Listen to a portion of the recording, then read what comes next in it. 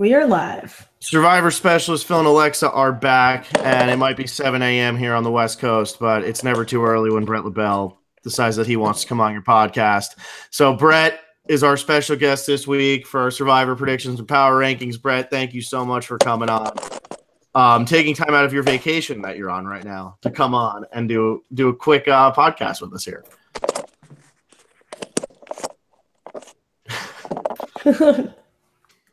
Is it Bret? Are you there, Bret? Can you hear us?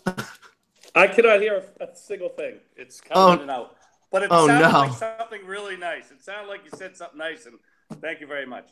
Of course, it was very nice. It was very, very nice. We wouldn't say anything. Yeah, only good things here.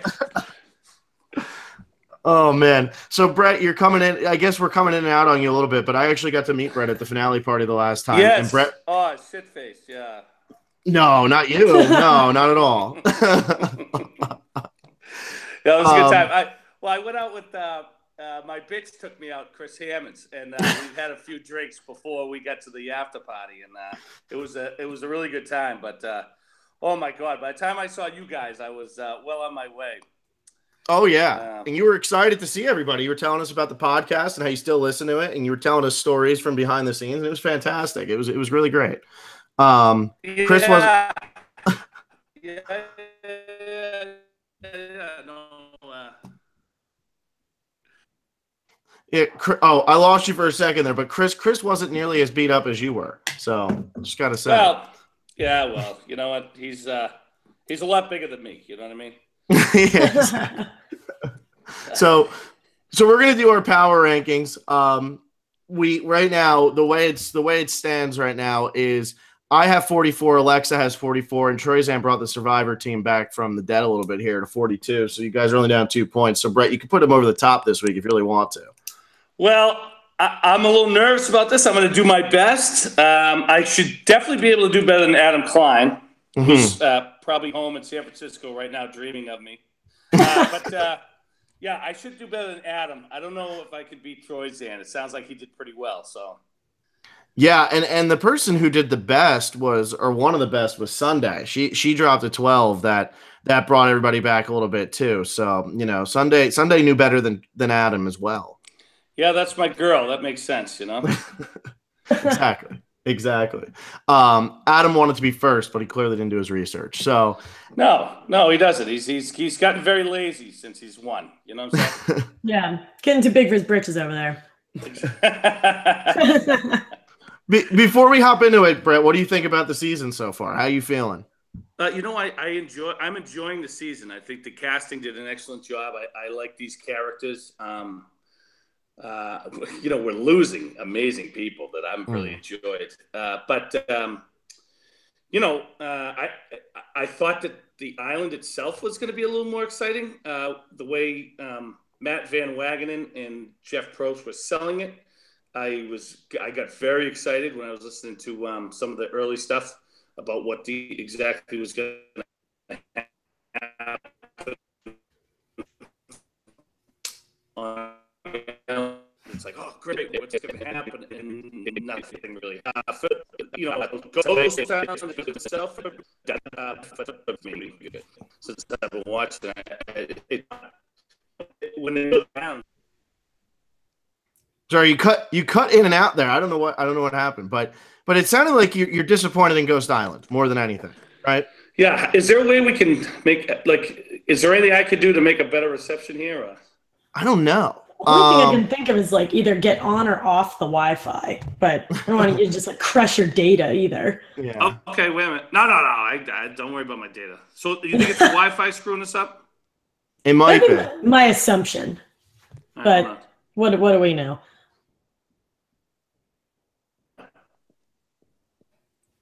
You back? Yeah, is that better? I mean, right now you're clearer, so we'll see. You were rolling, and then we heard everything you said, and then all of a sudden you got actually into what you thought about Ghost Island, and we knew you're kind of disappointed, and then it was like... We were just kind of like smiling and nodding as we heard like the word Ghost and Island here and there. Well, most people that talk to me smile and nod, so don't worry. There you go. All right, so I'm going to go without Wi-Fi and just tell me how it is. No, so everything's been great. Like I said, the characters have been great. the season for me, I mean, the island itself has been not that good for me because, like, you know, when Matt Van Wagenen and Jeff Probst were selling it in the early interviews, I was like, wow, this is going to be really interesting. You know what I mean? I was, you know, interested to see what would be brought back. You know, like seeing James's, you know, big square idol, that was cool. Like that was, but every time everyone goes there, nothing happens. So for me, the island itself right now has been, you know, it's boring, it's lame. I'm not loving it. I do like the cast. However, you know, we still have a lot of gameplay. So who knows? Maybe the island will. You know, I tweeted out that it's the worst character on the show right now. It probably is. It's getting the worst edit. Its edit is terrible. Yeah. Yeah, exactly. Whoever's editing must hate the island. You know what I mean? And what Alexa and I were talking about on our last podcast was like, even with that island, James's idol was found not at the island. James's idol was just found on the beach. So you didn't even need Ghost Island for James's idol. It wasn't even there. Yeah, no, I agree. And I mean, something's going to pick up, and I'm hoping it does. It's a great idea. At first, when I heard about the idea, I said, this is ridiculous, right? Then I had, you know, Probst and Matt, you know, all the producers sold it and explained what they were going to do with it. And I was like, wow, this is kind of cool. And now here we are again. And I'm like, okay, that was a great idea. You sold it to me as a great idea, but it's just not coming to fruition, you know?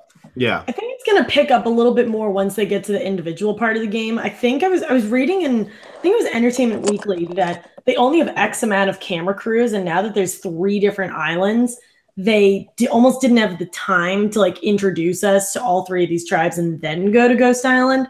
So hopefully it gets pretty fun in the merge phase, because that's when things like really start to pick up. If it like, I was on. I hear you, Alexa, but hire more people. You know what I'm saying? This is Survivor. Get someone out there. They're winning the ratings on Wednesday night. Get us another camera crew. Get them out to Ghost Island, and let's pick this thing up. I'm all down for an extra camera crew. If you're gonna do it, you're gonna be in 110%. You know, so let's do it. You know, let's get more cameras. Let's do this Ghost Island thing if we're gonna do it. You know, and I actually think Ghost Island's kind of hurt a little bit with, if it was Exile and people would be looking for idols, but like even in Stephanie Johnson-Deck's interview, she was like, I didn't feel the need, or there was no time to look for idols. So she's out there, and like really once she doesn't play the game, it's like, we're going to watch her cook rice. That's really all there is left. Well, that's the thing. I mean, they go there, there's tons of rice, tons of food, and tons, you know, you got snorkel gear and fishing gear, you go fishing, and all they do is cry. You know what I'm saying? Mm-hmm. It's emotional support island. It's the most ridiculous thing. If I got a break from Chris Hammonds and all those people, and all I could do was sit there and eat with a fire by myself, I think I would be doing somersaults. I can't even do a somersault, but I would have figured out how to do one. Because I would have been so ecstatic just to have food and just get away from everything for a day. So I don't understand all the crying. You wouldn't see Bret LaBelle crying out there, I'll tell you that. Oh, here's the thing though. I don't know. With all the crying we saw in your season, it might actually be Millennials versus Gen X island out there. It really might. Let me tell you something. If Adam Klein or who else or Chris Hammonds went to Ghost Island, there would be so many tears. The island itself would lift up and float away. You know, if Bret LaBelle was there, you wouldn't have to worry about that, because I would enjoy the alone time for. You would have been doing gymnastics out there, apparently. Exactly. I would have turned it into a yoga studio. Well, I'll tell you what. If they do Ghost Island 2, they need to bring you back, because I just want to see you do somersaults. I mean, I don't even care if you do anything else on the show. Listen, the island itself has to.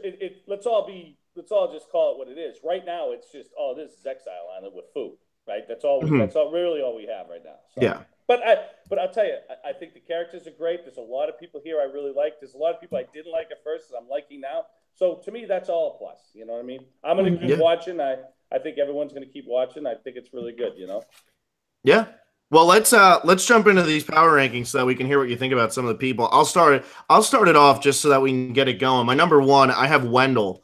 And for me, Wendell's just in a great position on that tribe. He got a really great spot on this swap where Laurel liked him from the previous tribe.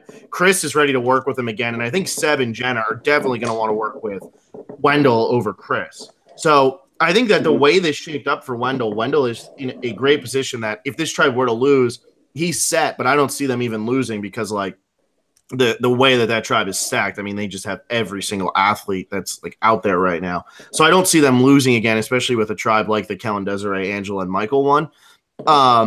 So Wendell, I think, is a safe number one. I think he's going to make the merge, and once he hits it, he can do some real damage. Yeah, I mean, I like Wendell. I liked Wendell at the beginning. What scared me about Wendell is he says that he's very competitive and, he has to kind of hold it in. I think he's been doing a good job of that. I don't see him being very critical. Like I think he was worried he might be and competitive like that. So, yeah, I think his chances are really good. I don't see him going home anytime soon either. Yeah. Mm-hmm. I got one. Yeah, I think we all have Wendell pretty high up. I got him. I have him at my number 2. I actually put Sebastian at number 1, which is things I never thought I'd do. But Sebastian and Wendell, I kind of put them as a 1-2 punch, just because they're both in a really good position on this tribe. Like you just said, Phil. Like Chris came up to Wendell and approached him wanting to work with him, even though Wendell had just been Dominic's buddy for the past 2 weeks of this game. And if they do go to tribal council, which I think is super unlikely, Chris is the one that's going home. Like that just seems to be a huge overall consensus that everyone, original Navidi, original Malolo, just wants Chris out. And when it comes to Sebastian, I don't think Wendell appears as a threat, but Sebastian even more so doesn't seem like a threat. Mm-hmm. And now that we're inches away from this individual game, even though Sebastian's got this whole like Aussie lookalike thing going on, I feel like people are really, especially out on the island, just not comparing him that way. They're not seeing him as this huge challenge threat because that's what Chris is for. So Sebastian's my number 1, Wendell's my number 2, just because they're in a great place on a very, very strong tribe, and there's a clear outcast who would go home before them. Mm-hmm. And I'll say I have Sebastian at 2 too. So just to put a little pressure on Bret here, to get his 1-2 out there right away. I have Sebastian at 2 as well. I think it's an easy. He's got Jenna in his right-hand pocket. Him and Wendell are never going to go at each other's throats, and Laurel is going to get along. Like, probably is happy to see Jenna. And I just think it's a definite Chris if they lose. So I think Sebastian is absolutely set to make it through this week. All right, Bret. Okay. So I'm going to do the best I can here. But so I think Wendell's great. I don't think Sebastian's going anywhere near number 2. Just because I think he's going to scare everyone in the individual game. But I think, and this is going to surprise a lot of people, and I'm more going on edits and stuff like that now. Okay, mm-hmm. I probably shouldn't, but that's how I'm going to have to play this game here. But I have Michael as number 1, and wow, as number 2, and who was 2? Laurel. Okay. I think Laurel's playing an excellent game. She's kind of hiding back there. She's extremely smart. I've actually met Laurel. She was in my casting for Millennials vs. Gen X. I've watched her. I've studied her. And, I know everything about her. Well, no, but I just say I see her personality, right? I never was able to talk to her, but mm-hmm. I could just see a lot of things when and I think she's going to kind of really shine in the next few weeks here. So that's my number 1 and number 2. I do think Wendell. I do see Wendell in the final 3. If we have a final 3, I'm assuming we're gonna have a final 3. Mm-hmm. So he would be my 3rd. I do not have Sebastian anywhere near that. Okay. But I mean, you could be totally right. I mean, the kid is kind of like a stoner type, bro, and he could really ride that to the end. But I think he's an excellent swimmer. I think that's going to start to really show. People are going to get really nervous with him. So we'll see. What's your take on Michael here? Because you put him at number 1, which I have him lower, but I do think that he's in a better position this week than he was the previous 3. What's your take on Michael? And is he going to be the one out of those group to survive here? Well, because I didn't give him a shot in the doc when I first read about him, and I said 18-year-old kid coming out here, he's going to and. Every time he speaks, he goes higher and higher for me, because I'm just amazed at the stuff that this kid, comes up with and the arguments that he's very, very bright. I think he a lot of people like him, so he's likable when he talks to people. He could easily have gone home like you said, at least two or three votes. You know what I mean? He was on the chopping block. So, and he survived all those. So something's going on there. You know what I mean? Now, granted, they're probably looking to say, well, he could help us a lot in the challenges and stuff. But I mean, I don't know. Like I think Bradley. I think he buffaloed Bradley and got that's a great name. No, I'm serious. I mean, because Bradley should have been gunning for him, right? And I personally probably would have gone after Michael first, but so I think him and Bradley kind of might have something going on there. So we'll see. But I think the kid's playing really well. I think when he speaks, I'm shocked at I would love to see his finale speech. I'll tell you that right now. Yeah, seriously. And nobody's had to overcome more. I mean, you were talking about how we've lost some great people so far. For him to lose Brendan and Stephanie Johnson back to back and then have to vote out James, and he had to vote out James last week. Like, he was a part of that, and I think that was proving his loyalty to Kellen and proving to her that the week before when they saved him, that he wasn't just blowing smoke. He meant, like, I'm really going to work with you, and I'm really going to be on your guys' side. And he proved that by being like, I'll vote out James.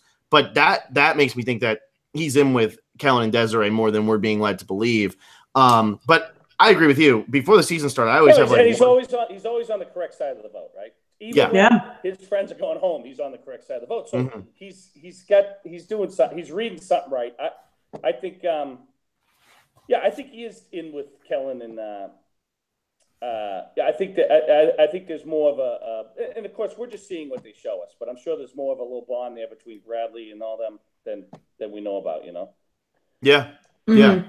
But I also like I said, I'm also, and whether this is right or wrong, I'm also reading into an edit. Now the editors have been much better this season of not letting you know what the hell's going on, but I feel like he's getting a pretty good edit, and I think we're going to see him for a little while in the show, so. Yeah.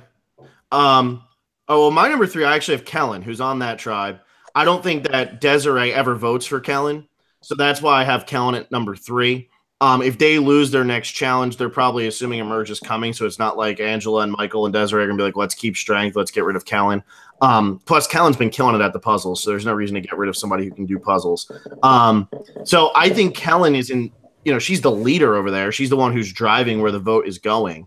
At least that's, what we're being told. She was Bradley's right hand, and now she's the leader of this tribe. And they're not going to force a tie, and I actually think, like we were just saying, Michael's probably going to stick with her, and they'd probably just go after Angela, who's more of the outcast there. If they really did want to get rid of strength, they just get rid of Michael. But I don't really see any way Kellen goes, and I think Kellen's meant to go like super deep in this game. I'm thinking like Final 5 at least at this point. Yeah, I have you have her. Where do you have her? 3. Is that your number 3, Phil? Yeah. Yeah, I have her at 7. I like Helen. I think that as the numbers dwindle, people are going to see. I think that they're going to. I think she's running a lot more here than you're seeing. I think that I think she's going to do well, but I just think that I think someone's going to gun for her soon. You know what I mean? I mean, I think she's the leader of that side. I mean, Bradley's made to look like it, but I doubt that that's what's really going on, Yeah. I just think with the way that it's shaped up right now, that Bradley will be like the figurehead that goes once the merge comes, and Kellen will always be able to hide behind Bradley, which is what's going to help her in the end. Yeah, well, I definitely think Bradley's days are numbered here. You know what I mean? Yeah. Yeah. I mean, he's, the biggest mistake he made was complaining when in the first swap. You know what I mean? It's like, just shut up. Nobody cares, And I like if you ever meet him, he's not getting portrayed as he's a really nice guy, but like the last thing you ever do out there is complain ever about anything. I mean, everyone's miserable at different times, but you just try to keep it in, So I thought, there's definitely in the back of people's mind, it's like, let's get rid of this kid, Yeah. And it looks like they're trying to blow up on him this week. So, at least from that preview. Yeah, this could be his week because I have him very low. So. Yeah, exactly. Alexa, who do you have at 3? So I'm not to jump the gun. I'm actually going to go down to 5. Because my top 5, I am putting all of my Easter eggs in this Yanua basket. I just do not understand in any way how they could lose a challenge. And I really think there's only like one vote left until the merge. So I go Sebastian 1, Wendell 2. I go Jenna 3, Laurel number 4, and Chris at my number 5 in my power rankings, which is absolutely absurd. But I'm rolling. Completely absurd. It is absolutely. I have lost my marbles. I give you credit to have the guts to say that. Thank you, Chris. I'm feeling wildly confident at the moment, and I am just gonna freaking ride this. So I sit there. Go ahead. So just to like give a little explanation for this, within this 3, I did this purposely. I put Jenna at 3, Laurel at number 4, and Chris at number 5. I think this Jenna and Sebastian thing, like it's pretty common knowledge that they're dating. So I don't know why Sebastian would get rid of her. I feel like that's her in right there. And the reason that is Chris is just down at the bottom. Laurel has a connection to Wendell. Sebastian has a connection to Jenna. Those two, like, quote unquote, bottom Malolos, they have a previous connection to these other Navidis. But really just the bottom line for me is I just don't know how these people lose a challenge. It is just they are just a stacked tribe of athletes. And they actually seem to be gelling pretty well. Like, even though we got Chris like bragging to Laurel, like Laurel handled that as well as anybody could. She just smiled and nodded and maybe asked 2 questions, but she kind of didn't need to because Chris was just like going on. It was, I don't know. I think they have like a really strong tribe chemistry, and luckily I only have to do this once, so I'm sticking with it. Yeah, well, I think like I agree with you. They're stacked, right? And they're doing great. And Laurel's amazing, and she handled. Laurel's fantastic. Yeah, and I think that's why I have her so high. I just think her personality, her smile, she's got a great smile. I think that she's going to go very deep in this game. Chris is, I really think that every day that they're with him, he's going to, like, it's just starting to show now, but every day that they go longer dealing with him, he's going to grow on, what's the word I'm looking for? They're going to get more and more frustrated with him. Oh, yeah. It's already starting to show, and so I give you a lot of credit to put him that high. I think he's gone in the next week or so. You know, he's gone the first tribal council he goes to. Yes, he still hasn't gone. Yeah. The one thing with Chris is, what if like the next challenge is like blindfold, stand on your head, do whatever, puzzle with like your toes? Who the hell knows? Because at this point, it's not about strength. And this green tribe does somehow lose. Chris is gone. So to put him at 5, just like, wow, like you're really putting I'm going a lot of all faith in. that, going that, all like, in. wow, this challenge is going to be more physical based. No, it's not. It's not all about physical. Because I feel like Laurel's pretty decent at puzzles. Wendell has shown that like he can act in the clutch. Like there was nothing physical that Wendell had to do in this last challenge. He just had to like not scream at the puzzle people. And he came from behind. Like he had every reason to be losing his mind. So no, to me, it's not just a physical thing. They're stacked in terms of survivor challenges, not just like being athletes. Yeah. No, I mean, I'm talking about that challenge. It just popped in my head. Like Desiree was yelling and screaming. I'm amazed that she didn't. I'm sure she rubbed people the wrong way, but that's the kind of stuff that gets you in trouble too. But she was definitely on the side of the numbers, so it worked out for her. But you got to be very careful at those challenges. Just speaking from a, because we did a blindfold challenge. I actually didn't. I sat on the side with Hannah, but she. Those are very stressful. People can't see. They start yelling. Somebody bumps into something or they can't hear you. They're yelling back.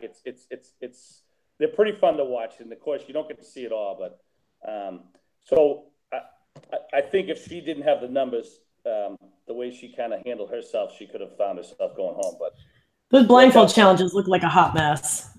Oh, they really are, and people get the people out there blindfolded immediately start to get very frustrated. It's hot, the sun's beating down you. You're trying to listen to these fools tell you which way to go, and of course, people aren't professionals at it. It's not so they don't know what they're doing either. So, but it's amazing to watch.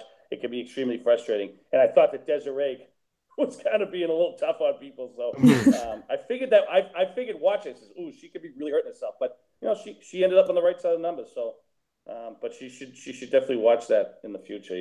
I think what ended up working for her is that it was so late in the game that this challenge happened. So it doesn't matter. She's already made her alliances and everything. If this happens on day 6, she's in a lot of trouble if she's screaming like that. But because it was late enough and she's with Kellen, I think that it was fine for her, because at that point it's like, well, we're not going to vote you out just because you lost us a challenge. This just gives us an opportunity to vote out another Malolo. Mm-hmm. No, I agree with you, but every 3 days, things change. Cracks open. So she needs to reel it in. And she actually, it's interesting. She said that was one of the reasons originally I had her as first boot, because she said that she's very vocal and very opinionated and stuff in her interviews. So, but we'll see. She's hanging in there. So good for her. Yeah. Brett, who do you have it for? I have Jenna at 4 also. Okay. There you And go. I think Jenna's doing. I think moving in with Seb was a great idea. I really do. I think that that's going to help her get very far in the game. I think she's unassuming. I think that she's. I think especially the individual games, she's going to do really well. Yeah. By having Seb now, she has that shield, like we were just saying with Kellen. I mean, now Kellen and Jenna are in very good spots, because even though Seb's not like a big strategic threat, just him being there and being as big and physical as he is makes Jenna look, weak in comparison almost. Right. My 4, I have Donovan, and the reason I have Donovan this high is because if you look at the tribe he's on, Dominic, Libby, who is the second coming of Jesus Christ herself, Parvati. I mean, it's insane how they're talking about like Libby. She is the ultimate devil. She's the best strategic player. She's everything. And it's like we've seen 3 confessionals from her all in one episode. Like, what is going on here? So we have Libby. We have Chelsea, who the biggest thing she's done is drink coffee so far. Hey, she cried while drinking coffee. She did cry. And then we have Bradley. So what I sit here and say is, like, in what world does Donovan go home? If the Malolos or if the Navidis want to take out a Malolo, it's bye-bye Libby. And if the Navidis want to take out one of their own, it's either Bradley, it's Dominic, or it's Chelsea. It could be any of them. But it can't ever fall to Donovan. Oh, I like it. What do you guys think? Anything? Someone say something. Yeah. Do you want me to go? Yeah, you take it, Brett. Okay. I like Donovan. Like, I really did. I love this character. I love that they need subtitles for him. I think that's hysterical. But I think, he's, again, after the merge, it's going to, he's less threatening. But I don't know. I feel like he could. I have him at 8, and I feel bad about that. But I don't see him. I'm worried about him. Do you know what I mean? He's kind of like, 1 minute, he's with this crew, he's with Laurel and all that, and then Chris talks to him, and he's kind of like, well, I kind of like Chris. So that flip flopping's got me a little nervous.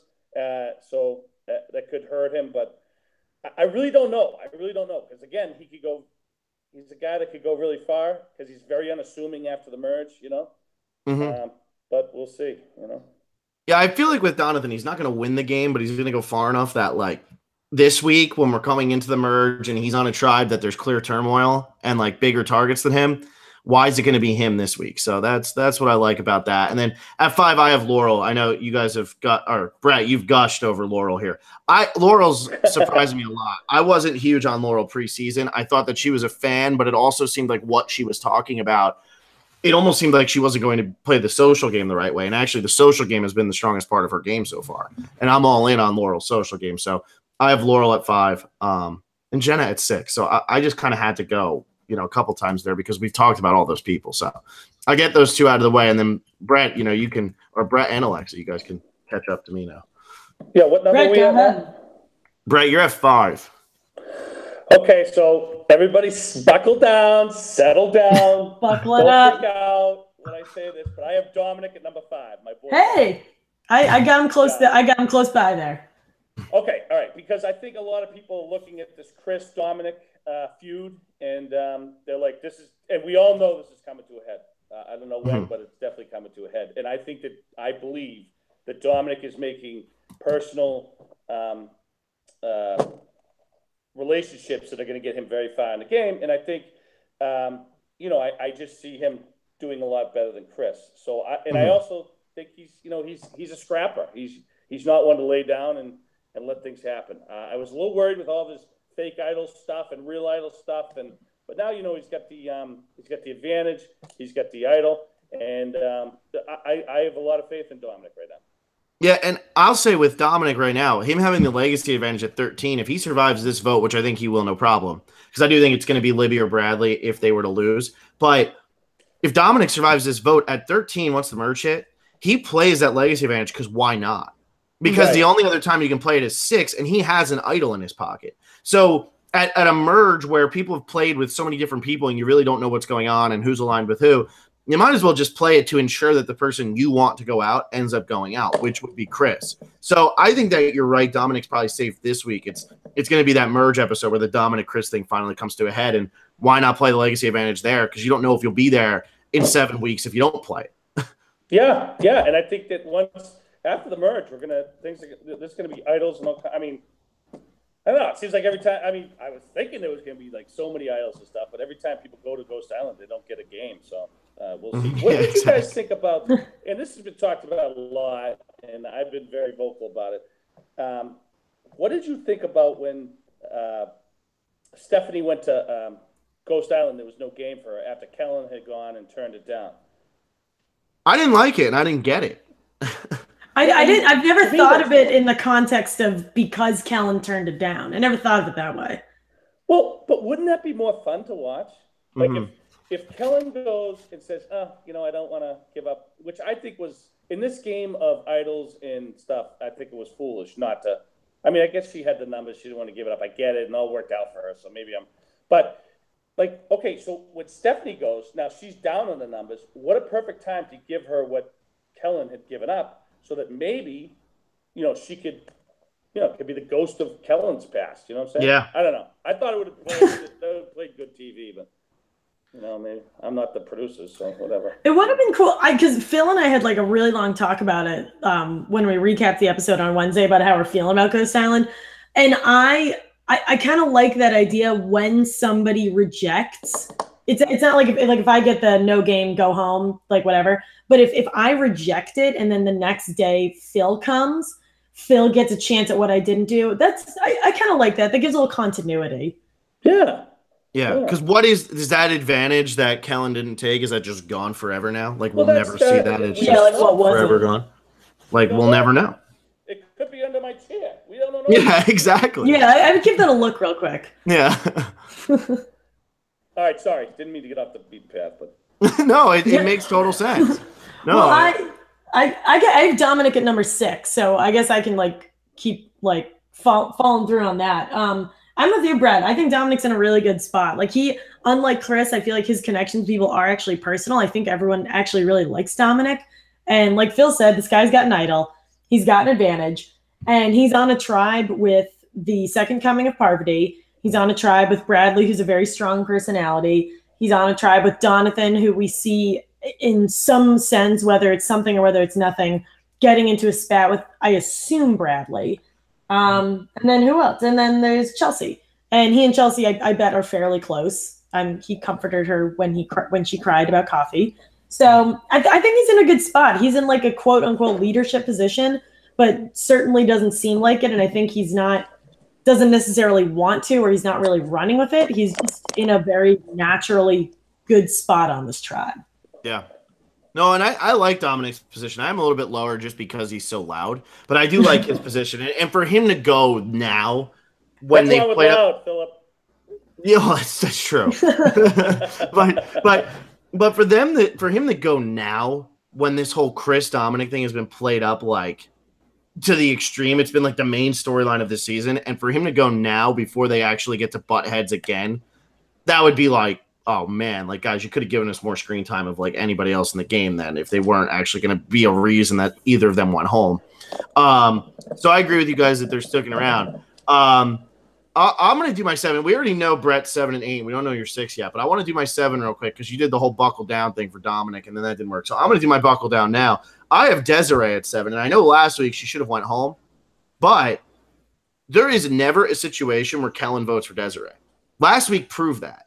She got rid of James because she's not voting out Desiree. they're way tighter than we've been seeing because they really haven't shown much of Desiree. But now that they're on that small tribe, and I think that tribe loses again this week, most likely. But I think that Kellen and Desiree never vote for each other. So if they lose, Angela or Michael go home. And I don't think Angela and Michael have any type of relationship that they could actually push a tie. Because I think that if they did have a really strong relationship, they would have probably just teamed up with James last week and got rid of Kellen or Desiree. So I think Desiree is absolutely solid right now. And for as much trouble as she was in last week, she's going to hit the merge, and she could really fly at the merge because who's looking at Desiree as, oh, man, Desiree's going to win this game. Let's get rid of her immediately. Yeah, I mean, I think you bring up a great point here. That tribe is definitely losing next week. And I think Angela really kind of hurt herself because if they lose next week and they don't know when the merge is, they probably say, well, they might be stuck there 2 more votes. They're not voting Michael, right? I mean, 'cause he's definitely I feel like he's much tighter with Kellen now, just from that last vote. Yeah. So who's the next to go? If Kellen's close with Desiree, right, and we think Michael's close, then Angela's next to go. So Angela might have only, she had a chance to change her game last week. She didn't do it, and she might have actually signed her walking papers. I really think she did. Yeah, exactly. Or even if they win next week, they might not win the following week. So I think she definitely signed. I think she's done. And I have her very low here. As well. So yeah, because I mean, if you look at that tribe, those 4. I know we're being played up that Dom and Bradley are going to be fighting this week, but that seems like a red herring. And there's no way Green's losing, as Alexa put her top 5 as Green. So I just think like Angela is the only person, and Angela wasn't at the tribal councils that Michael was at that he survived. And I think that even though Michael was always kind of near the chopping block, he still had to go to those tribals with Kellen and Desiree, and he can prove himself there.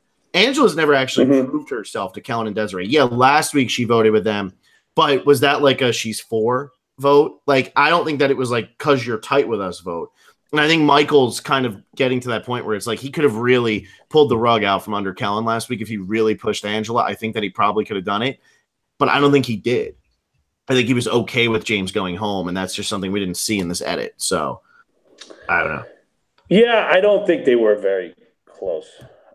That's just what I can tell from. I mean, to James's point, James was like, Michael wrote my name down before. And so I think that was sort of they were allied by necessity.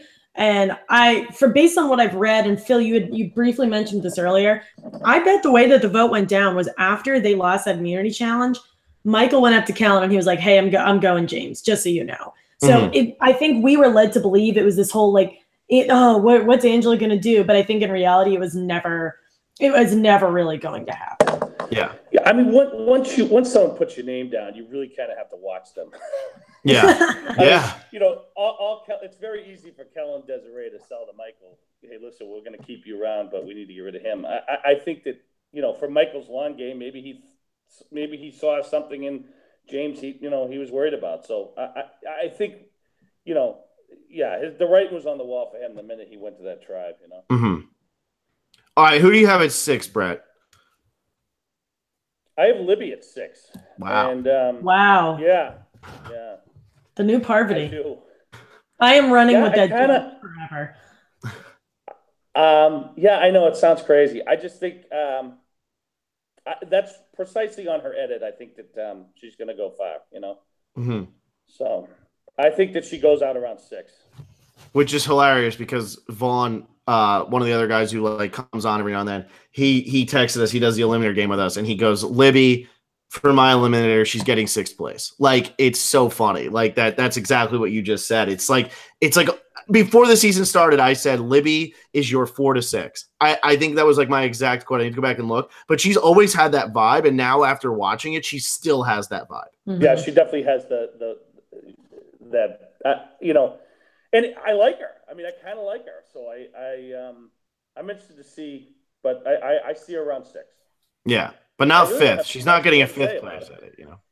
No, that would be insane. I mean, I should still be lucky to get 6th, but I mean, I still think that she hangs in there, Yeah, exactly. So Alexa, you're the one who's now behind because we know that Brett jumped ahead and did 7 Kellen, 8 Donathan. So Alexa, you're now Yeah, behind. sorry. No, sorry. it's fine. This is. Sunday got that.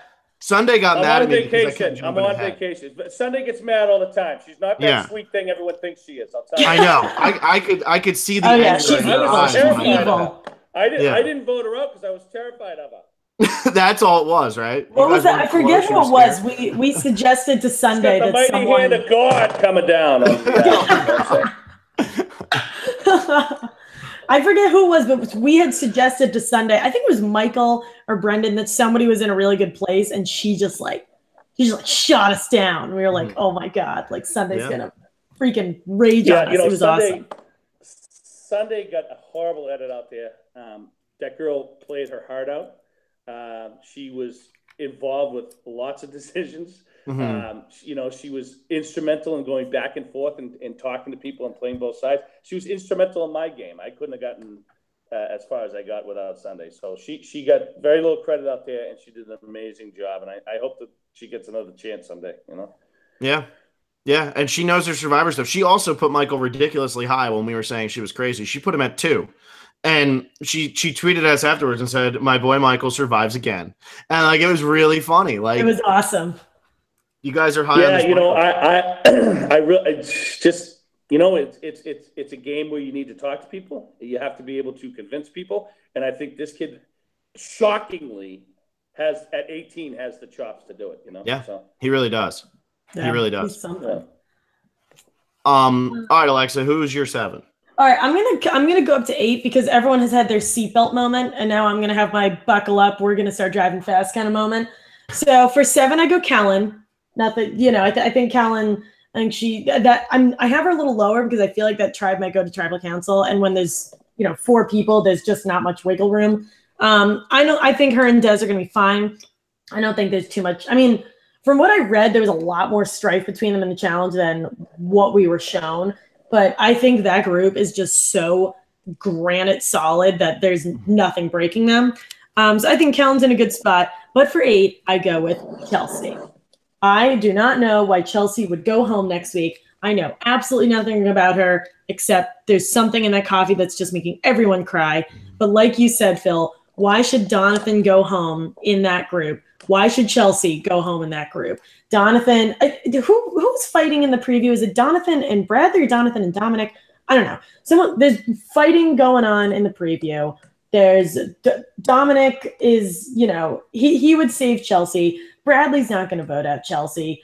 I just really don't know why Chelsea would go home. They seem to have a neutral to positive view of her. And there's no threat level for Chelsea. So why do you get rid of her in the pre-merge when there's no threat level for her? I just don't understand why she would go home. So I got Chelsea red number 8 for me. I have her at 8 too. So sorry, but I jump in on you there. I have her at 8. I think that Chelsea, I can't believe I'm saying this, but Chelsea's making the merge and she's going to end up getting idled out, I think. And that's why we've seen nothing of her. I think that something's going to happen, or she's going to be like the Will Sunday episode. Like they had him on Ezra X where they had to do a double boot and she's maybe the front end of a double boot or something like that, where it's more about her boot episode is more about progressing the winner storyline than really about them getting booted, which is exactly what happened to Sunday and Will. I think that's why Chelsea is getting a smaller edit. I mean, I also think that she was even saying she was just destroyed and dead up until last week. She was nothing. She gets the coffee, whatever. It makes her feel like she's at home. And you could even tell in that confessional, it was more lively than the other talking she had done on the show. I think they're starving. Brett's got something to say here. That scene made me sick. Everyone's crying. She's got coffee. She's crying. I'm like, I said, what the hell? We never even had coffee out there. I should have been crying because I didn't have coffee. Ridiculous. Absolutely ridiculous.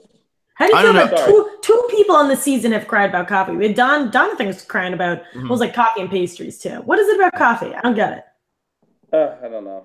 Who the hell? Just enjoy it. You didn't see me go. You didn't see, I won 4 rewards, right? I'm out there drinking and jumping in pools. You didn't see me come up and go, oh my God, I'm having beers. I'm so sad I'm having beers. Give me a break. Just enjoy your shit and move on. You know what I'm saying? I'm gonna go jump in the pool, have some.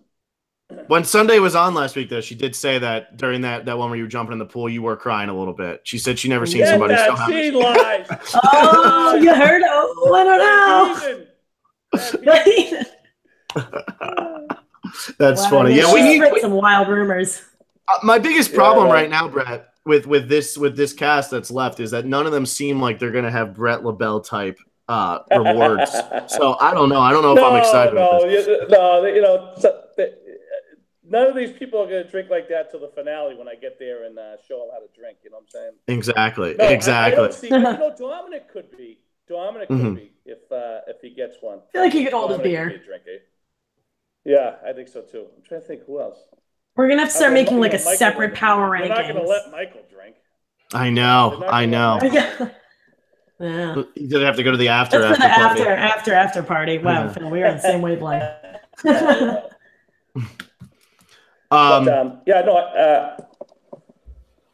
Anyway, I got off on that scene. I'm sorry. So. No, it's fine. I have Dominic at 9. You guys already talked about Dominic. I still think Dominic is fine. Really, up until him, I don't really think any of these people are going home. I just put him a little bit lower in case something crazy happens. I mean, could you imagine? I mean, Bradley's gotten rid of Brendan. He's gotten rid of Stephanie Johnson, and now he would go and get rid of Dominic. Like, that would just be like, my God, this guy's like he's just killing off every good edit on this season. So that's why maybe I put Dominic a little bit lower, just because maybe Bradley just goes on to Boston Rob this thing and just actually does run it the entire time as the villain, knowing he's the villain, and just wins it. And we just have to sit here and take it. So no, yeah, Brett, that's what I'm thinking too. But you gotta give all these alternatives just in case. Yeah. I thought he was just a fratty bro. Yeah, that was the funniest. That's not gonna happen. Yeah. No, I hold on one second. I gotta put my power cord in. I like Bradley. I think that he's made a lot of mistakes that are gonna really hurt him in the long game. You know what I mean? So yeah. But anyway, we'll see. He could be right. You never know. Yeah. Mm-hmm. Who either one at 9? Anybody? Whoever wants to go. Go ahead, Brett. I have Seb. Wow. Sebastian. There it is. Seb. He likes to be called Seb when he's smoking. Yeah. Seabass. On the beach. Stony balonies and all that stuff. But Seb. I have Seb, and I like Seb. I really do. I've actually met him, and I like him. But I think that that whole bro thing is going to scare everybody. The kid's, unassuming. And I think he's going to start to terrify people in the swimming challenges and stuff like that. So, and, he's a fisherman, so that could keep him, But I don't think – are we seeing a lot of his expert fisherman stuff? We've seen a little bit of it. None of it. Yeah. Because Jeff said that he could be the best fisherman that Survivor's ever seen. So I think what he should be doing is fishing and bringing in octopus and everything, because that's something that really helps you. I mean, that definitely helped Ken. You know what I mean? Mm-hmm. So it definitely helps to keep you around when you can produce serious amounts of food, Mm-hmm. So I'm assuming it's happening, because another thing they really hyped up this season was that they're getting half the rice that they usually get. So I assumed between that and then at this point, like every camp has like a shelter building kit and like a fishing gear. Like everyone started with a lot. Then there was that weird challenge at the beginning. So I assumed that was going to be like at least have a couple scenes, but we really haven't seen any of that so far. Mm-hmm. Yeah, no, and I think that, I might have to rethink him, because if he is doing that kind of fishing, I would put him up a little higher. But for right now, that's where I got him. So. All right. Alexa, who you got at 9? At 9, I got Dez, which I guess is pretty low. That mostly is a result of, they very well could go to tribal council. And now I'm going to play devil's advocate on myself, because I just said, like, oh, Kellen's in a good spot because she and Dez, like, even though they had their differences in the challenge, they're still super tight. I think maybe that challenge could have affected them, like Brett said. Like, if you make a mistake on the show, people aren't going to forget it. Like, people really aren't going to. And I think Des really, she said before the challenge, I think James said this in an exit interview, she wanted to be put in a leadership position. She wanted to put herself out there. She knew the risk that she was taking, and I think she knew that she blew it. So if Kellen and Michael are as close as we're starting to figure out, then maybe you just keep Angela because she'll vote with you and you get rid of Des. I don't know. I'm just really unsure because every time that we as a viewer have spoken one-on-one to Des, it's only just been about like, oh, I'm tight with my tribe. I'm tight with this. Like, it's all good. I don't really know where she stands past that. And I really don't know who personally she's close with other than apparently Chelsea. So I'm just really unsure of where she stands. Yeah, I mean, Alex, I think you touched on some great things here. Like, I have Des really low here at like 12, right? And I think that you nailed something there when you said that. Not that I shouldn't have jumped ahead. I apologize. No, it's totally fine. Not do it. We don't mind. People get, listen, when you're out there and they're out there for 17, now we're going on 20 days. Yeah. So this is when people get very annoyed very easily. I mean, you've walked on all the eggshells. The eggshells are broken. True personalities are starting to come out. You're tired. You're hungry. And when someone starts screaming at you like that, that is in the back of your head. I don't care who you are. I don't care how nicey you are after. You're never forgetting that. If somebody annoyed you like that, yelling and screaming at you and whatever. So that is definitely in the back of people's minds. And I believe that, she's put herself in a really bad position with that. And, we'll see. But I think that because she's tucked in with Kellen, that's going to help her. But I don't know, man. I think that more people are annoyed with her than are letting on right now, I just think the one thing that she benefits from is that right now it seems like Kellen, Bradley, that group, they're playing the game for keep as many numbers as possible, and Des is a definite number on their side. She's like Angela, I don't feel like is a definite number on their side. Des is, and I think that's why I had Des so much higher, is just because there's no situation where Kellen can feel that Angela is more loyal to her than Desiree is. Like, I just don't see it. Desiree's voted with her every time they've gone to tribal. Yeah, but Michael's smart, and if he's smart, Michael's he'll great. Grab onto Angela. I think if Michael grabs onto Angela, who knows? So yeah, well, I got Michael at 10. I think Michael. He talking about somebody who's like been dealt like the worst cards out here. He starts off on the weaker tribe, loses the first two tribals. He's in the minority. It seemed like, at least from what we were seeing, it looked like he was with Brendan, Libby, and that was like really it. I mean, it didn't look like they had much going on. And then he swaps to a tribe that he didn't get to swap. He's probably looking at this going, oh my God, if I would have swapped to the other side, they would have voted out a Navidi, and the Navidis were fighting the whole time, and I would have been sitting here pretty with all my alliance still intact. Instead, he goes to the tribe that loses, and they're unbreakable. And it's, we got to get rid of Brandon, we got to get rid of Stephanie Jones. They're getting rid of the threats to win the game immediately. And Michael, I think it was his time to go when he played the James Idol, and I think that scared the crap out of everybody. And so then he plays the Idol, and they don't want to vote for him because they're like, well, what if he just plays it for himself? And then after that one, it was like, well, we'll get rid of Stephanie Johnson here because Michael's trying to prove loyalty. Last week, even, it was like, could Michael possibly go? And he proves the loyalty again. He's gone to so many tribal councils already, and yet he keeps finding a way to survive. And I feel like there's something that comes with that. Once you keep going to these tribals, you start to figure it out. Like, look at what Chrissy and Ryan were able to do last year. They went to so many tribal councils. They got all the way to the final three. And yeah, Ben wins the game, but Chrissy and Ryan started to figure out how to just survive a tribal council. So yeah, no, it's definitely a learning curve, and I think the kid's doing a great job, and we're going to see. I mean, and don't forget, we get a lot more idols supposedly going to be in play. So allegedly, anything could really happen. And I think if I was him, I'd be looking at who can I get on my side. And I'll tell you, with Desiree, yelling and screaming and making people angry, it's only going to help his game. So we'll see.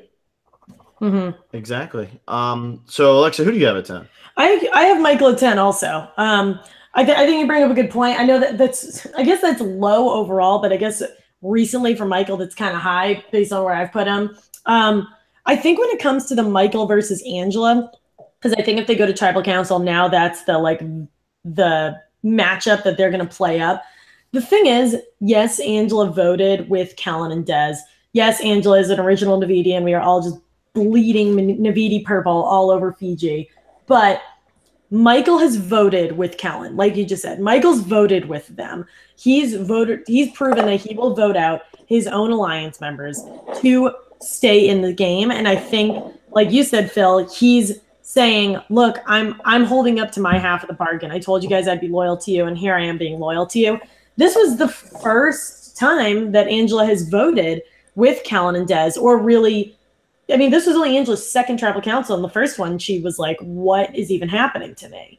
So I think Michael just has more staying power just because he's voted with Kellen and Des before. And I think going to tribal councils creates a relationship that is way stronger than just saying like, oh yeah, we're allies for when we go to tribal council. I think actually going through it and surviving it together, I think that brings you quite a long way.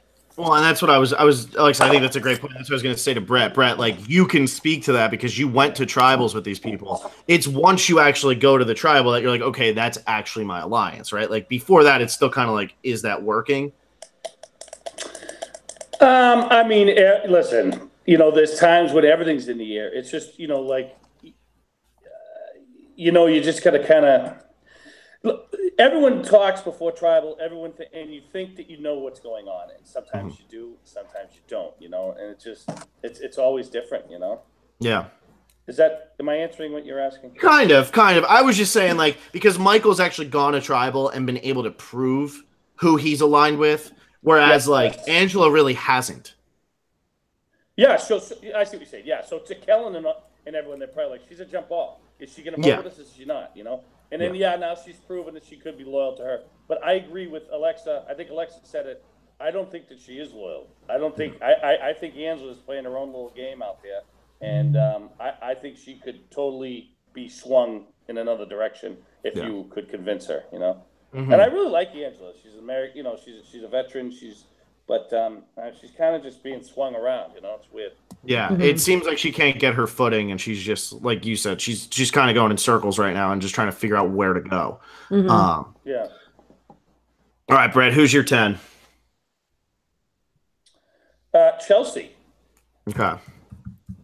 And want to hear your take on Chelsea? Yeah, give us your piping hot Chelsea take. Well, to be honest with you, until you just brought her up about 5 minutes ago, I forgot she was still in it. So I literally had to just, you saw me jotting stuff down. I readjusted my whole thing.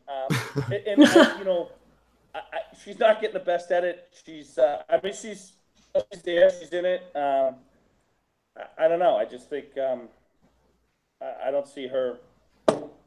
I'm not seeing anything great, But I like her. I think she's like some of her professionals are good, and I don't know. I just think 10. She's 10 to me. Yeah, no, that's fine. That's fine. That'll work. Just don't drink coffee anymore. Pretty much is all Brett really has to say about Chelsea. Yeah, and that's what the whole that thing. And I really she's very sweet, and I get it. Like, I missed coffee. I don't know if I was going to cry about it. I don't know. So number 11, I actually have Bradley here. And I know that we're being played up in this preview, like him and Dom are going at each other's throats. Bradley's like, I don't know, he's still the villain of the season, and I still think that he makes the merge. I don't think his tribe loses. And I still think that because of how much Libby was talked up last week, as much as I think Libby's still like 6th place, like Brett said, if they were to lose, I feel like this would be Libby going home, not Bradley, because it seems like Dominic is terrified of Libby. Like, Libby got him once. Bradley never did. Bradley's never voted against Dominic. Libby did. Libby got rid of one of Dominic's closest allies, maybe his closest ally. I mean, Morgan wrote the legacy advantage out to Dominic. That might have been his closest ally, and Libby got rid of him. So I think that Dominic's probably more scared of Libby than Bradley just being annoying. Plus, if Bradley gets to the end, you're going to beat Bradley because he's rubbing everybody the wrong way. So what do you care? He doesn't look like somebody who's going to win a bunch of challenges. And yeah, he might be close with people on the other side, but he's close with people on the other side that are also your original tribe. So you should be okay. So I think Bradley's actually fine this week. I also don't think that tribe loses. I think this is just like a big build-up of like, hey, we got to just keep on saying Bradley's the bad guy, Bradley's the bad guy. So I have Bradley at 11. Still pulling for him to go. And Bret, I did meet him in person. He's actually a really nice guy. He doesn't like people to know that, I feel like, at this point. I think he's loving this villain role. But he's a really nice guy, and it's amazing that, like, on this season, he's being blasted for really just voting out likable people. He hasn't really done anything wrong. Yeah, no, he's a great guy, even though he's a lawyer. He's a really good guy. I mean, he had a hilarious, it wasn't even a confessional. It was just walking in, and I think this was, like, the like pinnacle of people's, like, misunderstanding of him. His complaining was, like, obviously, yes, he was, like, complaining way too much on the Malolo camp, but he walks into this new Navidi camp, and he's just like, thank God we were living in squalor. And it was so quick. You wouldn't even kind of, it was so funny. And I was like, this is it. Like, it's just funny. Like, it's harmless. It's hilarious. It is. I know. It is funny that it's like in squalor, I tell you. It wasn't it wasn't the Taj Mahal where he was before. Yeah.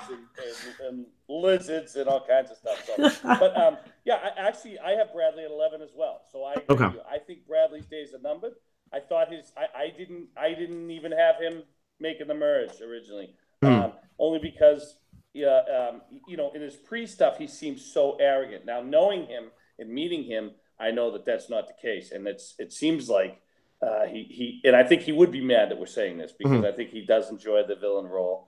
But I think if even though he is a good guy, I think he is kind of a villain out there. You know what I mean? So I don't think. I should say that you don't know. You're only seeing what we see. We'd really need. We're not seeing the conversation. If you could see the conversations that are really going on out there, the hundreds of them, maybe you wouldn't think he was a villain either. But I just think that his comments about this place sucks. The moves he's made. He's been very matter of fact with people, which people do not like you to be matter of fact.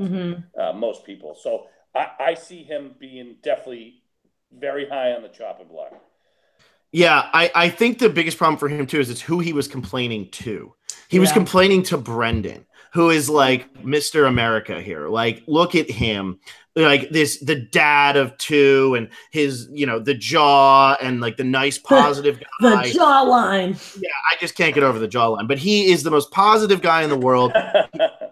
He's talking to Stephanie Johnson, who's the mother. I used to have a jawline like that. Did you, Brett? Yeah, we're gonna need to see that for research purposes. I missed. Listen, I'll throw it up. Throwback Thursday. I'll throw it up there. No.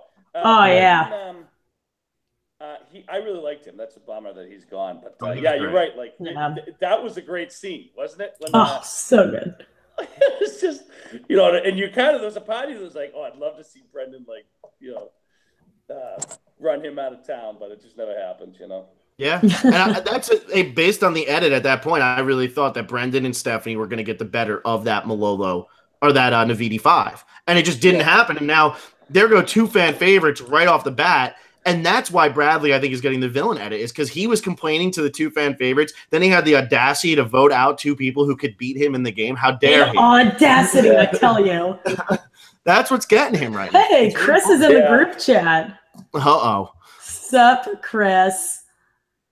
Chris Noble? Chris Noble. Is that actually Chris Noble? I have no idea, but I hope so.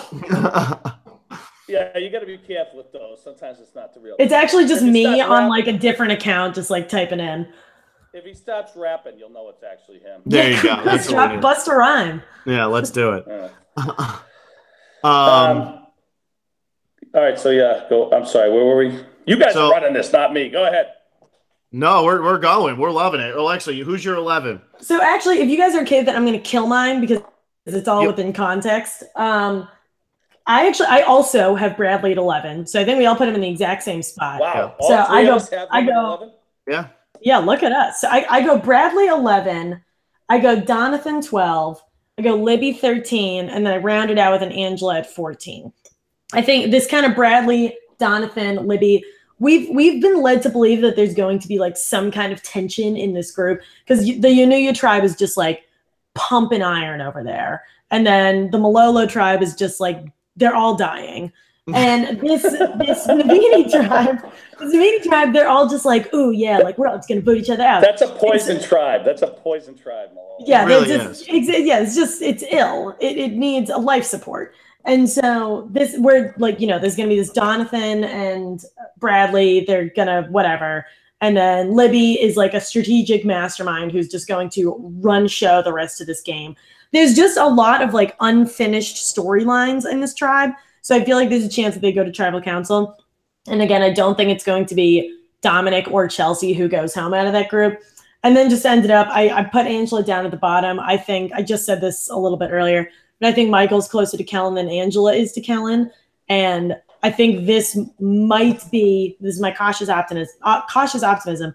This might be the breakdown of that original Navidi group, because that, like Phil, like you said, that group of Des, Kellen, and Bradley, they're the ones who are like so super tight on this Navidi forever and ever love triangle. But Angela wasn't a part of all those votes. Like Dominic wasn't a part of those votes. Chris wasn't a part of those votes. So Angela, I don't know how much Angela's buying into that as much as someone like Des is. Mm-hmm. Yeah. I have, so we have the same 13 and 14, Libby and Angela. I have Chris at 12. Just in case Green somehow loses, I think it's Chris. So that's why I put Chris there. Chris, if you're listening, I'd put you up at number 5. There you go. If that's the real Chris, you guys are number 5. But yeah, I think that Libby's in danger on purple just because of what we saw last week. And in the edit, why are you going to play up like this huge feud between Libby and Dominic or something like that when Libby's not a huge character on the season? You're going to play up Dominic versus Bradley because that's more exciting. And it's like Dominic's out of the Chris thing, and now he's got Bradley. That's more fun for a viewer to see, even though Libby could still be the one who goes home. And then Angela at 14, I just think that tribe loses. They're going to burn the flag, and it's going to do nothing for their juju. Oh, the burning the flag. I forgot about that. They are going to lose that tribal. They're going to go to tribal. I mean, look at what's left of that tribe. I mean, I just don't see how they win. What do we got? We got Kellen, Desiree, Michael, and Angela, right? That's it. Yeah, that's not a challenge tribe. Right, and that's not. I mean, I'd be shocked unless it's. I mean, who knows what Survivor has up its sleeve? But I would think that they're definitely going back to tribal. Yeah, I agree. So what do you? I have Angela 12. I have Chris 13. Sorry, buddy, if you're listening, but I'll explain it. Because let me tell you something, Chris. I didn't say the nicest things about Chris in the beginning just because he was so arrogant on his pre-stuff, but he totally has grown on me. And there's a part of me that really would like to see him go far. And then number 14, I had Desiree, because I honestly believe, if they lose, which I believe they're going to, Malolo loses, Michael has to see that he's in dire straits. He has to pull an Angela and go to Rocks if he must. But if he doesn't, he's got to think Desiree. Kellen's definitely coming for him. You know what I mean? Now maybe they're working together, but I'm thinking he's got to pull an Angela. He's got to try and swing a vote his way. So that's why I have Des going next as opposed to Angela. Now, if he doesn't and he jumps in with Kellen, I think Angela's definitely going 14. Going next, Yeah. Yeah. And the whole Chris thing, me having him at 12 is strictly because of this.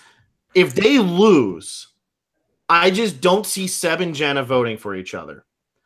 Maybe Laurel somehow gets a vote, but like Laurel's playing both sides so well right now, and it's not going to be Wendell. I mean, let's be honest, Green's winning. You got to Wendell's with Dom, right? So Wendell's already got Chris on his radar, and Laurel's voting with Wendell. So I mean, and I think and Chris is a riot. He says whatever he says, and I just think I think he's gonna, people are gonna swing that way, and I hope he hangs in there, and I hope he gets to wrap another day. You know what I mean? Wrap another day. I'm just loving this. Chris is. If this is actually Chris, he's sitting there in the live chat. He goes, "You guys have no faith in me," and you guys are like, he's a strong number 12, and I got him sitting up there at number 5. I am happy that I did this. All right. Well, maybe you could go. But listen, it's not that we don't have faith in him. I mean, he's entertaining. He's funny. He's in. He could swim. He can do all that. But I think the thing is we know that the whole Dom thing is between the two of them, which I said early on, the two of them should have put that away. You know what I mean? They should. Mm-hmm. The two of them were gunning for each other so hard in the beginning, and I knew that was gonna. It's always gonna rear its ugly head at some point. You know. Yeah. So. Yeah, they came out hot at each other. Yeah. Yeah. So that's the power rankings there, Brett. That was much faster than Troy's end we had last week. It was so fast. Probably the fastest one we've had. So that's good. You know, we make it snippy.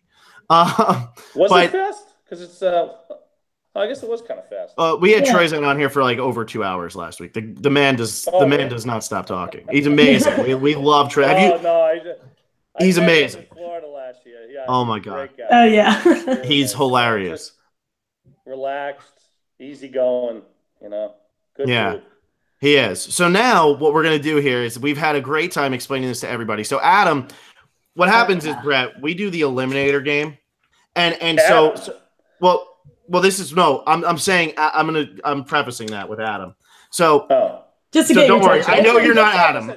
Don't listen. I deal with Adam late night texts, calling me, trying to get me to come out and see him. Can we just leave Adam alone? I don't want to. This is your podcast, Brett. Well, yeah, exactly. You know what I'm saying? Like, just the kid's. He's obsessed. He's just obsessed with me. I just need a break. Okay. Well, so leave him out of this, please. We do an eliminator game every year, and Alexa, myself, and Vaughn, who comes on and does our fantasy game with us, we do this eliminator game. And we weren't going to do it with the survivors, but then when Adam came on the first one, he's like, I want to do the eliminator game because he had done it in the past. He's like, I want to do it. So what we've done then is we've had every week a survivor continues to pick it, which is incredibly hard, especially in this type of game. So I know you're probably familiar with the survivor pools for football. Yes. Okay. So you pick one team each week and you can't pick them again. We do the same type of thing here. You're picking one person you do not think will go home. But the problem is, as you pick the people, they also get voted out. So your pool is dwindling very quickly. Oh, I see what you're saying. Yeah. So right now we have the survivors have used Sebastian, James, Libby, Laurel, and Donovan. So you're still in it, but none of those people have gone home. So you're really you don't have many left in the bank here moving forward. But so Brett, who do you want to take for this week? Who's your person who's not going home? So I can't say Michael. You can take Michael. You're welcome to. Now that's a ballsy move because I think they're going to lose and he's going to be up for. That'll be a 1-4 shot, right? Mm-hmm. Mm-hmm. All right, so I can pick anybody, right? You can pick anybody except for those 5. Yeah. So, James actually did go home, so that was a good one. So actually, out of those 4. Yeah. So it's Sebastian, Libby, Laurel, and Donovan that you can't take. Oh, okay. All right. So I'm going to say Wendell is definitely not going home. Mm-hmm. All right. Okay. Is that good? Can I do that? That works. Absolutely. I'm already out of it, Brett, just so you know. I picked Stephanie Johnson the week Stephanie Johnson went home. So this is terrible. But Vaughn took Libby, so Vaughn's still cruising. And Alexa, who are you taking this week? I was talking to Phil before we went live. I was between Des and someone else. I was between Des and Angela. I'm going to roll with Des. I think Des is hopefully safe from going home this week because Brett, I am notoriously horrible at this game, and right now I'm doing exceptionally well by my standards. So I gotta keep rolling with that. Yeah, what the hell? Ride it out. Ride the wave, just like Seb would. You know what I mean? Ride the wave, just like Seb would. Gotta ride that wave. There you go. Yeah. All right, so that's it. How did I do my first power rankings? I think you did great. You went right through. I mean, you had it written down and everything. You were ready to go. I mean, I had to redo it because I forgot all about poor Chelsea. You know what I mean? So I had to redo it while you guys were talking. You know what I mean? So hey, we didn't even notice. We didn't hear the pen moving at all. No, this is a lot of fun. We'll have to do it again. And now that I totally know the process, I'm going to crush it next time. But I think I did pretty good. I'm pretty happy with these numbers here. You know? Yeah. And we're always glad to have you on. We've been talking about doing this for a long time, saying we're going to get survivors on to do the power rankings with us, and we just never did it in any of the previous seasons. And now this season it was like, can we get interest? And it seems like everybody's had fun with it. I mean, maybe they're just, blowing smoke, but you guys seem like you're having fun. And Brett, it was great to have you on. I can't believe you took time out of a vacation to come and talk to us, but Well, I got my buddy's a drunk and he sleeps in late. So, but I will say the last time I was on with you guys was right after Millennials vs. Gen X, right? Mm-hmm. Yeah, it was it. Yeah, and it was me and Will. Yeah. Yes, that's right. And I think we went late. It was late at night, and I had a nice buzz on. So I was like, "Oh my god, I hope I didn't make a complete fool out of myself." But that was a good time. We had a nice little chat there. So call me again. I'd be up for doing another one or something else or whatever, So Absolutely. Awesome. Yeah, we'd love to have you back. Yeah. How was Will? I saw him at the finale show too. I know he was there. Will's doing good. Will's loving it. I know for an update on Will, everybody, Will is doing great. Will is generically doing well. Yeah, Will's living the Survivor dream right now. I think he said the Dream Team's a lot of fun. It is, yeah. He seems like he's having like the time of his life. So John Kerhofer is one of the nicest guys you'll ever meet too. Like tremendous guy. Yeah, absolutely. Absolutely. I mean, I was shocked. I really was. Like, seriously, like, not just because of how nice he was. Like, you assume everybody's going to be, like, at least somewhat of a nice person. But John Kierhofer's, he's something else. He really is. Was he at that finale party? I don't know if he was. We had met him at an event that they did out here in LA. That's where we had met him. The guy is just the friendliest, nicest person. He is. I mean, like, this guy is so high up on the production thing. You'd think he would be arrogant and everything, but he can't be nicer. His wife's one of the helpers that comes out there, a girlfriend. I can't remember if they're married or not, but she could not be nicer. I used to have coffee with her every morning in Fiji. She was like, we were in the pregame, and she was just very sweet. So really nice people, and that's one thing Survivor is amazing with the whole crew and everyone. They're just really good people. It's a lot of fun. Well, now we have to call up Kierhofer's wife or girlfriend and ask her if you were crying every time you drank the coffee. When how emotional was Brett getting during that coffee? Yeah. Yeah, I should be giving out all this crazy stuff, but no, she was wonderful, and we never cried. We just talked, had nice conversations. I was always up early. I'm an early riser, and we had a great time out there. So.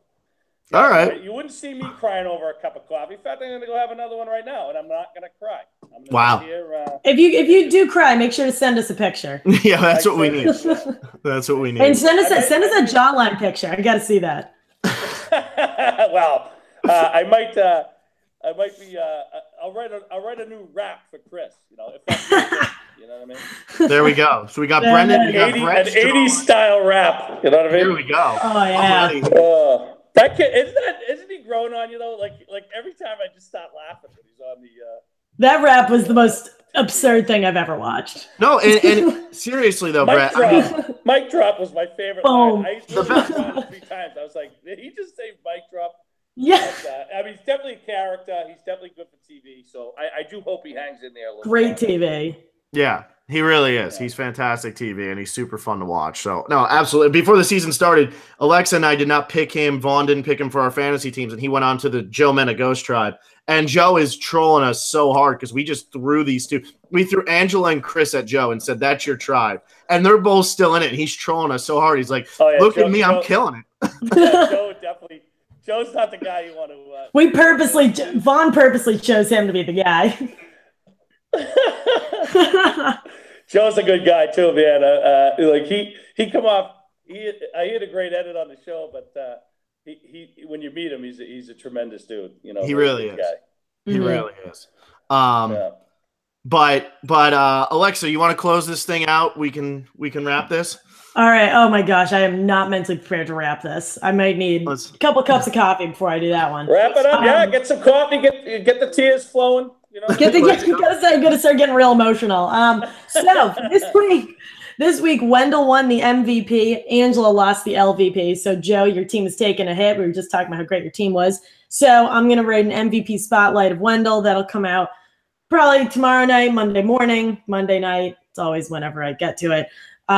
We'll be posting the updated standings for all of our fantasy games on the Facebook page later this afternoon. So we'll get that up. We'll tweet it out when those are posted.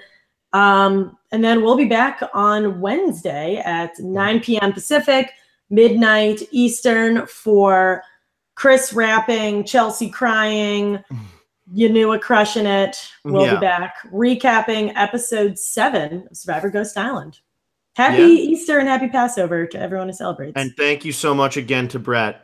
Thank you, Bret. This was great. Happy vacation. Hey, listen, no, thank you very much. I appreciate it. Thanks for having me on, guys. It was a lot of fun. And hope to see you soon. Yeah.